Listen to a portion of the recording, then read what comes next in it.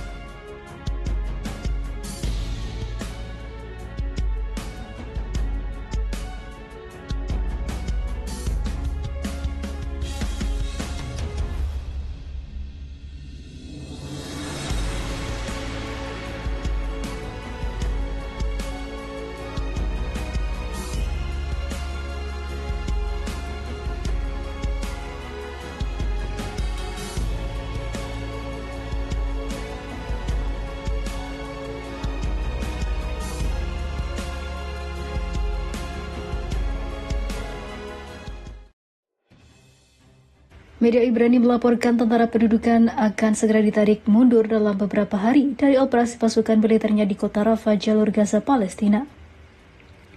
Situs berbahasa Ibrani Al-Akbar mengkonfirmasi militer Israel akan menarik pasukannya dari wilayah Rafah yang mereka masuki sekitar 1,5 bulan lalu, dilansir Quds Press. Situs tersebut mengindikasikan pada tahap akhir agresi darat, pasukan militer akan mundur dari seluruh jalur Gaza, namun tetap berada di wilayah poros Philadelphia. Dijelaskan, penarikan pasukan dari Rafah berarti tentara akan mengubah aktivitasnya dan bergerak melakukan penggerebekan di seluruh jalur Gaza.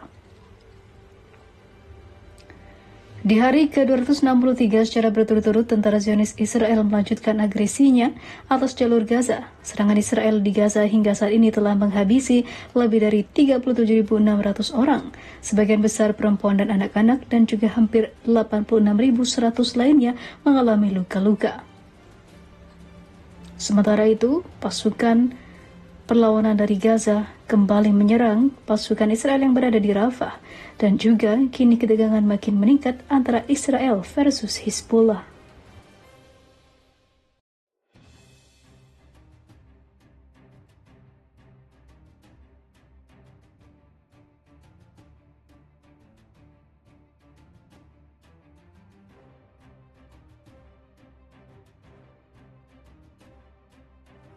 Tel Aviv, puluhan ribu keluarga para tawanan Israel menggelar demo besar di jalanan kota, menuntut Benyamin Netanyahu segera digulingkan dari kursi Perdana Menteri.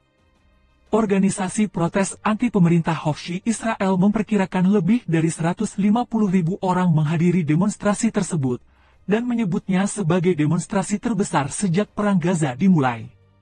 Sambil meneriakkan slogan-slogan menentang pemerintahan Perdana Menteri Benyamin Netanyahu, masyarakat dan keluarga tawanan yang ditahan di jalur Gaza mengibarkan bendera Israel menuntut pemilihan umum, pemilu, dini untuk menggantikan posisi Netanyahu. Tidak ada kesepakatan dengan perlawanan di Gaza yang dapat dicapai tanpa menggulingkan Netanyahu, tegas keluarga tawanan Israel dikutip dari Al-Mayadeen. Demo besar ini tak hanya terjadi di Tel Aviv, puluhan warga di sejumlah kota Israel juga menggelar protes serupa setiap minggu selama 9 bulan terakhir, tepatnya setelah perang di Gaza pecah pada 7 Oktober tahun lalu. Keluarga Sandra bahkan turut mengadakan konferensi pers bersama di dekat Kementerian Pertahanan di kawasan Kiryat, Tel Aviv Pusat. Aksi ini digelar sebagai bentuk protes karena Netanyahu gagal merampungkan gencatan senjata dengan Hamas sehingga para tawanan yang berada di Gaza tidak bisa dipulangkan sesegera mungkin. Darah para tawanan ada di tangan Netanyahu. Ia bertanggung jawab penuh atas kehidupan anggota keluarga tawanan yang ditahan di jalur Gaza oleh perlawanan Palestina, ujar keluarga tawanan Israel. Tuntutan serupa juga dilontarkan mantan Kepala Badan Keamanan Israel Shin Bet, Yuval Diskin.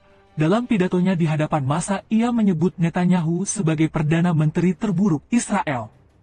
Mantan Kepala Mossad Tamir Pardo juga mengatakan hal senada, melabeli Perdana Menteri Benyamin Netanyahu sebagai pembawa bencana karena kebijakannya hanya semakin membuat peperangan berkepanjangan di jalur Gaza. Netanyahu tidak memiliki strategi atau visi masa depan, dan yang ia pedulikan hanyalah tetap berkuasa, kata Pardo. Polisi Israel bentrok dengan pendemo. Selain melakukan demo, para demonstran juga memblokir jalan di depan Beit Jabotinsky, markas Partai Likud. Tak sampai di situ mereka membakar ban di area tersebut untuk menyuarakan kekecewaan atas kegagalan pemerintahan Netanyahu. Namun tindakan tersebut menyulut emosi para polisi militer Israel.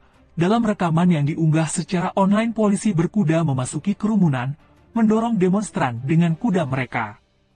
Beberapa orang tampak didorong oleh polisi sementara demonstran lain mencoba menghentikan polisi agar tidak melukai mereka yang didorong. Polisi Israel mengklaim para demonstran bersikap kasar terhadap petugas, sehingga petugas menggunakan metode pengendalian massa untuk membubarkan mereka dan melakukan penangkapan. Popularitas Netanyahu di Israel menyusut. Sejak demo pecah, jajak pendapat yang dilakukan oleh Channel 12 Israel mengungkap bahwa sebagian besar masyarakat Israel memandang lemah kinerja Netanyahu bersama dengan Menteri Keuangan Bezalel Smotrich dan Menteri Keamanan Yoav Gallant selama perang. Imbas masalah ini, popularitas Netanyahu di Israel mulai memudar. Dalam jajak pendapat di surat kabar Ma'arif pada 18 hingga 19 Oktober lalu, bahkan nama Benyamin Netanyahu kalah saing dengan mantan Menteri Pertahanan Benny Gantz. Netanyahu akan mundur.